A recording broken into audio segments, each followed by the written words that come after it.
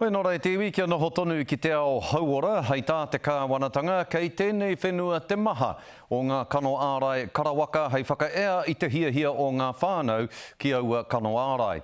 Kua tahuri te māngai tōranga pū o ngā hinara, a Shane Reti, anā ki te wero i te kāwanatanga, i te ngoi kore o rātou ki te whakatairanga i te kano ārai karawaka. Hei tāna, i roto i te whare pāremata, kua rukea atu te maha o ngā kano ārai karawaka, 4 miliona tāra te uara, nā te mea kua hipa te wā pai mo te whakamahi i aua kano ārai.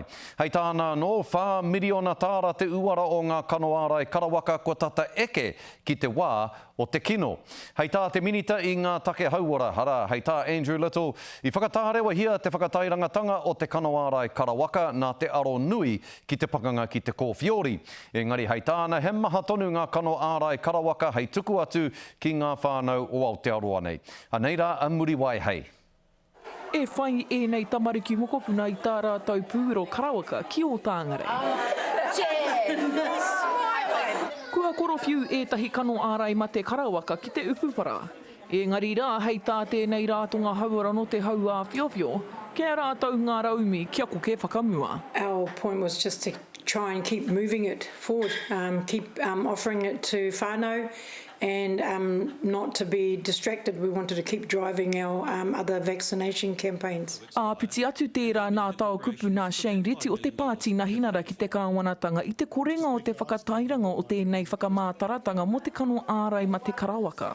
Hei tāna, e 8 miliona tāra te wariu o te pūwero karawaka ka porowhiua nā te tawhito. And this comes from the July 2020 measles catch-up program for 15 to 30-year-olds, those 300,000 out there that we know aren't immune to measles. And remember, measles is 6 times more infectious than COVID, so it's a very serious disease. Hei tā te minita take hauora Andrew Little, ko te aronga matua ko te mate kōwhiori. Nā reira, i oki ai ngā whakamātaratanga mo te kano ārai karawaka. Because of the lockdowns, particularly in Auckland, a whole lot of things were disrupted. We just didn't get the traction on that campaign when we wanted. We thought we'd give it another big boost in 2021. Then a vaccine turned up for COVID. And because of the effort required to do that, and because we couldn't do both at the same time, we ended up pausing the MMR catch-up campaign. I wai atua te karere ki te tari o te minita take hauora, e ai kia rātou, he mahanga raumi mo tēnei o ngā kano ārai ma te karawaka. Kaua e māharahara ki te pūwero i ngā tamariki mokopuna. We still need to carry on with our natural flow of vaccinations. Otherwise we're going to be third world. Ko ngā kano ārai mate te aronga nui mo tēnei hōtoke e tū mai nei. Ma te kōwhiori mai, ma te karawaka, o tira te mate rewharewa anō hoki.